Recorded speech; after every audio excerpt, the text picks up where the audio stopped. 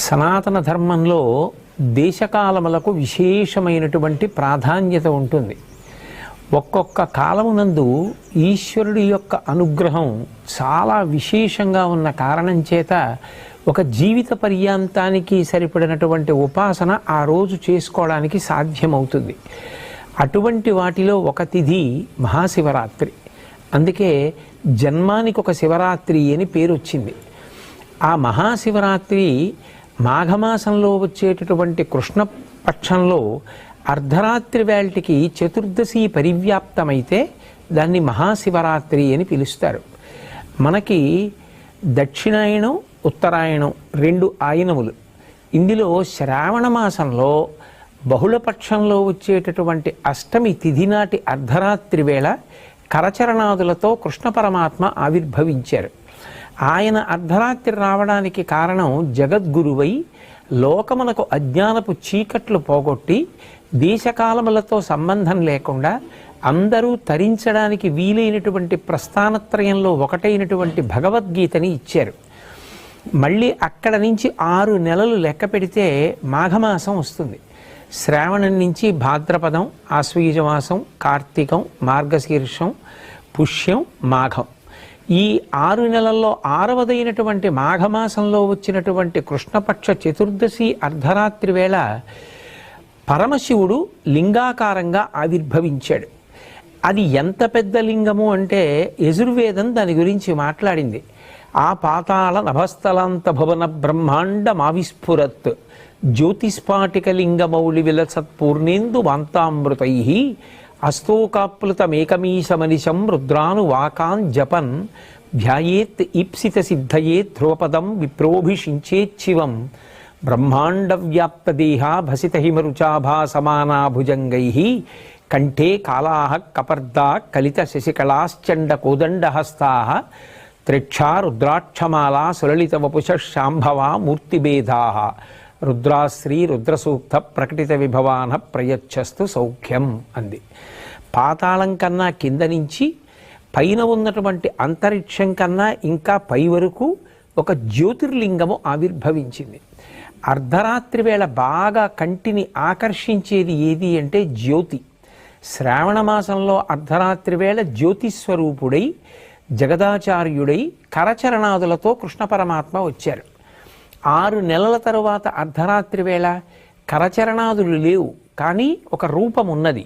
అందుకే అరూపరూపి అంటారు శివలింగాన్ని. అంత పెద్ద శివలింగం జ్యోతిస్వరూపంతో ఆవిర్భవించింది. అంత పెద్ద జ్యోతిస్వరూపమైనటువంటి జ్యోతిర్లింగం కనుక అది అజ్ఞానపు చీకట్లు పోగొడుతుంది. అటువంటి శివలింగం ఆవిర్భవించినటువంటి రోజు ఏది ఉన్నదో దానినే మహాశివరాత్రి అని పిలుస్తారు.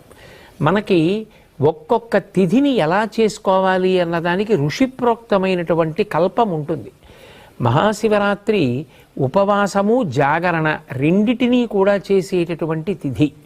అందుకే ఆ రోజు తెల్లవారుజామున అంటే బ్రాహ్మీ ముహూర్తంలో నిద్రలేచి నిత్యకర్మానుష్ఠానం పూర్తి చేసుకొని చక్కగా పరమశివుణ్ణి విశేషమైనటువంటి ఆరాధన చేస్తారు. ఉపవాసం ఉంటారు. ఉపవాసము అన్న మాటకు అర్థం ఏమిటంటే ఎటువంటి సాత్వికమైన పదార్థాన్ని తీసుకుంటే కనురెప్ప పడిపోకుండా నిద్ర రాకుండా మనసు భగవంతుని పాదముల యందు నిలబడుతుందో అటువంటి ఆహారమును పరిమితంగా తీసుకుని శరీరాన్ని భగవంతుని యొక్క ఉపాసన యందు నిలబెట్టుకోవడానికి యోగ్యంగా సిద్ధం చేసుకుంటారు. కంటికి కడుపుకి దగ్గర సంబంధం. కడుపు నిండా తినేసామనుకోండి కనురెప్ప పడిపోతుంది. మనసు బాగా సత్వగుణంతో నిలబడాలి అంటే ఉపవాసము, భగవంతుడికి దగ్గరగా నిలబడాలి అంటే దానికి వీలైనటువంటి మార్గంలో సాత్వికమైనటువంటి ఆహారాన్ని పరిమితంగా తీసుకుంటారు. ఏదో కాసిని పాలు, కొద్దిగా పండు ముక్కలు ఇటువంటివి తీసుకొని సత్వగుణంతో మనసు నిలబెట్టి తద్వారా భగవంతుని యొక్క ఆరాధన చేసి 5 జ్ఞానేంద్రియములను మార్చి మార్చి భగవంతుని యొక్క ఆరాధన యందు ఉపయోగిస్తారు. దాన్ని ఉపవాసము అని పిలుస్తారు. ఏ కారణం చేతనైనా శరీర ఆరోగ్యం అనుమతించకపోతే వైద్యుని సలహా మేరకు ఆహారం తీసుకున్నా వచ్చేటటువంటి ఇబ్బంది ఉండదు. వైద్యుడే శివస్వరూపం ప్రథమో దైవ్యోభిషకౌ అంటుంది యజుర్వేదం. శివుని యొక్క మొదటి రూపం వైద్యుడు. ఆ వైద్యుడే నువ్వు ఆహారం తిను అన్నాడు అనుకోండి, అప్పుడు తిన్నా వచ్చిన దోషం ఏం లేదు. తినకుండా ఉండగలిగితే సాత్విక ఆహారం తీసుకుని శరీరం నిలబడడానికి కావలసినంత పుచ్చుకోవచ్చు. 5 ఇంద్రియములను మార్చి మార్చి శివారాధన యందు ఉపయోగిస్తారు. కన్ను ఉందనుకోండి, ఆ కంటితో ఒక దేవాలయానికి వెళ్ళి దేవాలయ గోపురం, దేవాలయ ప్రాకారం, నందీశ్వరుడు, పరివార దేవతలు, చండీశ్వరుడు, నటరాజస్వామి, దక్షిణామూర్తి, ఆలయ శిఖరం, ఆలయం గంటలు, వీటన్నింటినీ కూడా చూస్తూ గడిపి శివలింగ దర్శనం చేసి ఆనందం పొందుతారు. అలాగే చెవులతో కొంతసేపు శివ సంబంధమైనటువంటి కీర్తనలు వింటూ, వేదమంత్రాలు వింటూ, పెద్దలు చెప్పేటటువంటి మంచి మాటలు వింటూ గడుపుతారు. శరీరంతో ఏదో భగవంతుడికి కావలసినటువంటి గంధాన్ని తీస్తూ, బిల్వదళాలని సిద్ధం చేస్తూ, పువ్వులు కోసి తీసుకొచ్చి మార్చి మార్చి శరీరాన్ని, ఇంద్రియాల్ని యాంత్రికమైనటువంటి స్థితిని పొందకుండా ఉండడం కోసం, ఉత్సాహం నిలబడడం కోసం భగవత్ సేవలో ఉపయోగిస్తారు. ఉపయోగించి శివాభిషేకం చేస్తారు. మనకి ఈ దేశంలో గొప్ప ఆశీర్వచనం ఏమి అంటే, మీరు చల్లగా ఉండండి అంటారు. మీరు చల్లగా ఉండాలి, మీ ఇల్లు చల్లగా ఉండాలి, మీ అమ్మగారి కడుపు చల్లగా ఉండాలి, మీ అందరూ చల్లగా ఉండాలి. చల్లగా ఉండాలి అన్న మాటకు అర్థం ఏమిటంటే, మనసు ఉద్వేగం పొందవలసిన అవసరం లేకుండా, తాపం లేకుండా, అందరి యొక్క అవసరములు తీరి అందరూ ప్రశాంతంగా ఉండేటటువంటి స్థితి కలగాలి. అలా కలగాలి అంటే మీరందరూ చల్లగా ఉండాలి అని ఆశీర్వచనం చేస్తారు. అందరూ చల్లగా ఉండడం ఎప్పుడు సాధ్యమవుతుంది? అంతటా వ్యాపించినటువంటి శివలింగము చల్లబడాలి. సహజంగా శివలింగం మీద చంద్రబింబం ఉన్న కారణం చేత ఆ చంద్రుడిలోంచి స్రవించేటటువంటి అమృత ధారల చేత శివలింగం చల్లబడుతూ ఉంటుంది. దానికి సంకేతంగా శివాలయంలో శివలింగం మీద ధారాపాత్ర ఉంచి అందులోంచి సన్నటి ధార ఎప్పుడూ పడేటట్టుగా ఉంచుతారు.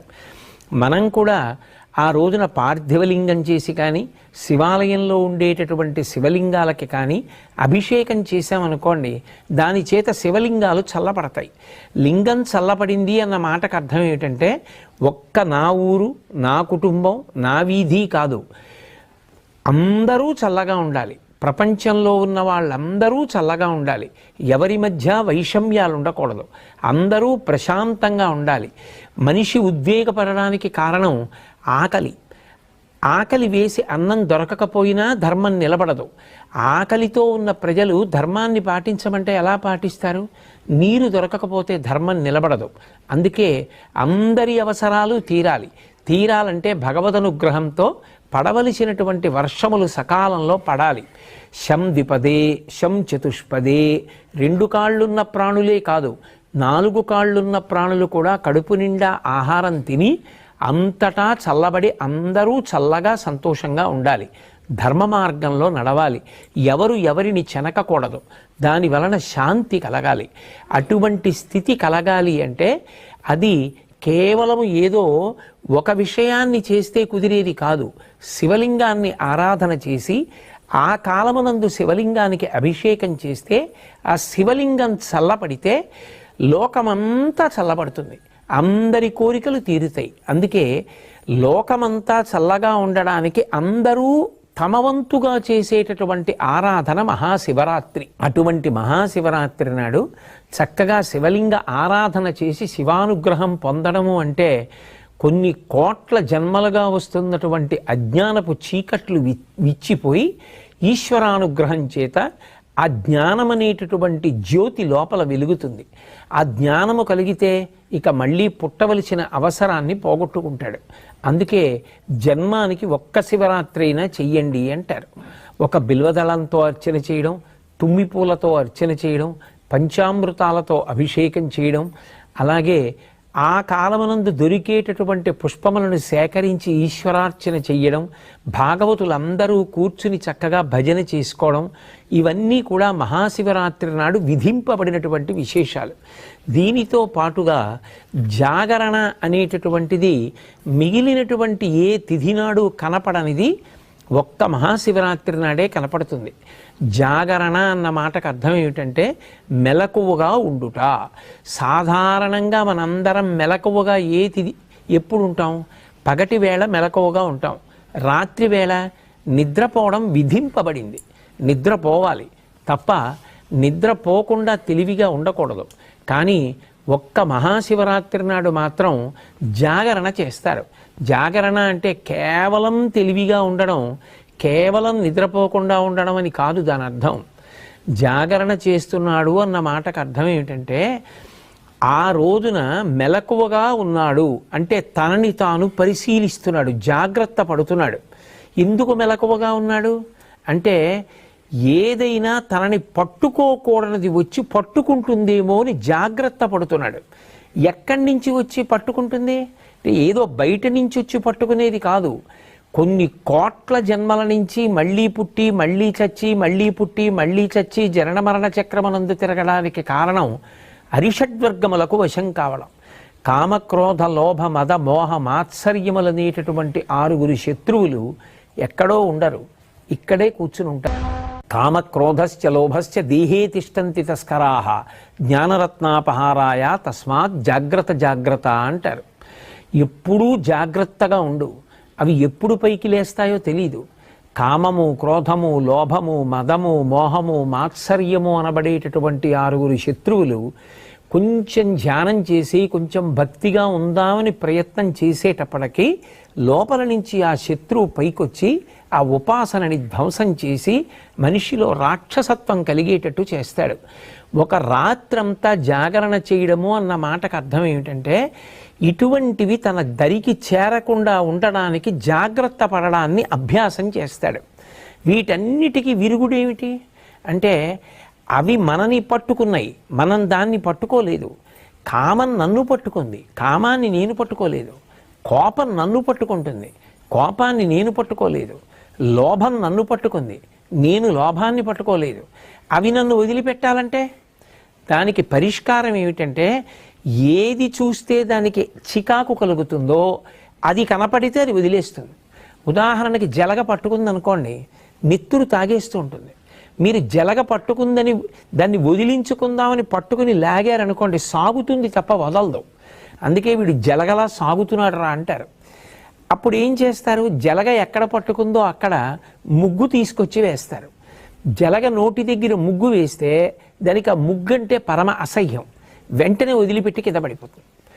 ముగ్గు తగిలితే జలగ వదిలిపెట్టేసినట్టు భగవత్ సంబంధమైన విషయములు ఏవి లోపలికి వెడుతున్నా ఇవి పైకి లేవవు.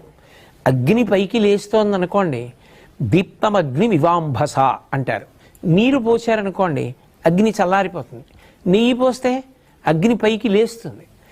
కోరికలు తీర్చుకున్న కొద్దీ కోరికలు విజృంభిస్తాయి. నాకు కోపం ఎక్కువ అండి అని అదేదో గొప్ప అనుకుంటే కోపం ఎక్కువే అవుతుంది. వాటిని పరిశీలించుకోవాలంటే అవి దేన్ని పోస్తే అణిగిపోతాయో పరిశీలించాలి. ఆ పరిశీలించేటటువంటి రాత్రి ఏది ఉందో, ఏనాడు నువ్వు మెలకువగా ఉండి ఏవి నిన్ను అజ్ఞానపు చీకటిలోకి నెట్టేస్తున్నాయో వాటిని పరిశీలించేటటువంటి రాత్రికి జాగరణమని పేరు. ఆయన జ్ఞానజ్యోతి అయి ఆవిర్భవించినటువంటి పరమ పవిత్రమైన తిథి. ఆ రోజున మనం పరిశీలించడం మొదలు పెడితే మనకి శివానుగ్రహం కలుగుతుంది. ఆయన వచ్చిందే అందుకు. నేను నిన్ను శివుణ్ణి చేస్తాను, నీకు వీటిని గెలవడానికి మార్గాలు నీకే తట్టేటట్టుగా చేస్తానంటాడు. ఒకడు అప్పటి వరకు కోపం గొప్ప అనుకున్నాడు. ఒకరోజు జాగరణ చేసి బాగా ఆలోచించాడనుకోండి, తెలుస్తుంది కోపం వల్ల ఏమి సాధిస్తాను. ఒకవేళ నేను బలవంతుడనై కోపము చేత అవతలవాణ్ణి శాసించినా అది తాత్కాలికం, వాడు మళ్ళీ ఎప్పుడోప్పుడు తిరగబడతాడు. కానీ ప్రేమ చేత జయించింది శాశ్వతం. అందుకే కోపం కన్నా ప్రేమ గొప్పది అని తెలుసుకున్నాడు. కోపము నన్ను పాడు చేస్తోంది. నేను కోపంతో ఎవరినైనా ఏమైనా అంటే వారు దాన్ని తీసుకోకపోతే అది వారినేం చేయదు. కానీ కోపంతో దుర్భాషలాడి నేను పాపం మూట కట్టుకుంటున్నాను. అందుకే కోపము శత్రువు, దీన్ని నేను దగ్గరికి రానివ్వకూడదు. ఇది పైకి లేస్తుంటే నేనేం చెయ్యాలి? అది లేవకుండా నీళ్లు పొయ్యాలి. ఏమిటా నీళ్లు? ఈశ్వర చింతనము. నేను వెంటనే ఓ గదిలోకి వెళ్ళి కూర్చుని భగవంతుడి గురించి ఆలోచించడం మొదలుపెట్టాననుకోండి, ఆయన లోకం కోసం హాలాహలాన్ని భక్షించి అందరూ దేన్ని నిరసిస్తారో దాన్ని తీసుకెళ్ళి నెత్తి మీద పెట్టుకున్నాడు.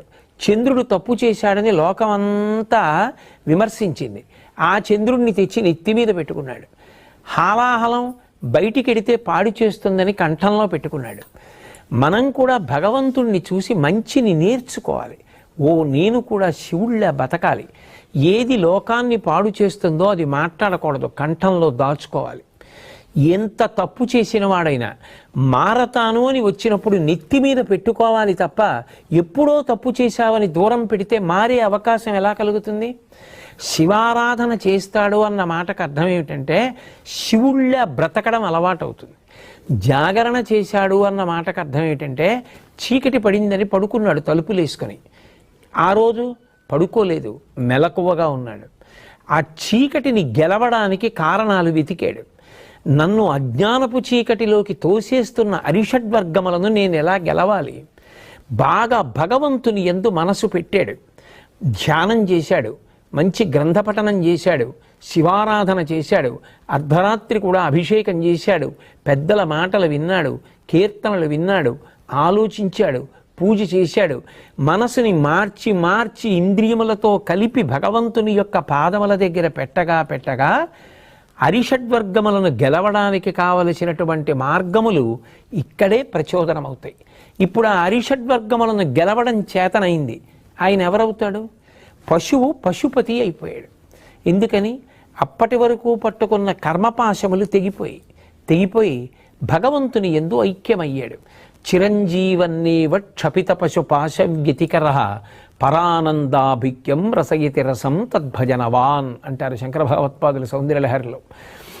ఆ భగవంతుని యొక్క అనుగ్రహం కలిగితే కర్మపాశములు తెగిపోతే పశుత్వం పోయి పశువు పశుపతి యందు ఐక్యమయ్యాడు.